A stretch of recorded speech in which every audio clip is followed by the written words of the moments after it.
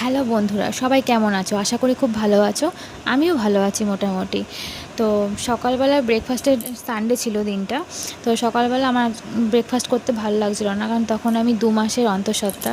তো আমার বড়মশাই বলল যে তোমাকে আজকে করতে হবে না ব্রেকফাস্টটা, আমি করে দিচ্ছি, বলো কী খাবে। তাই আমি বললাম ডিম টোস্ট করো। ও ডিম টোস্ট করেই আমাকে খাওয়ালো নিজের হাতে। সত্যি খুব ভালো হয়েছিল ডিম টোস্টটা, এবং ও খেলো নিজেরটা।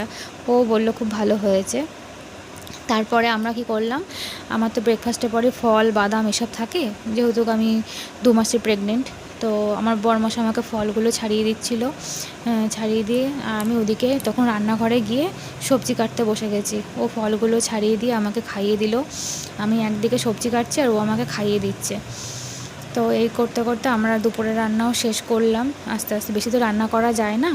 তো আমার যদি এই ব্লগটা তোমাদের ভালো লেগে থাকে, আমাকে প্লিজ সাবস্ক্রাইব করো। থ্যাংক ইউ, আমার পাশে থেকো।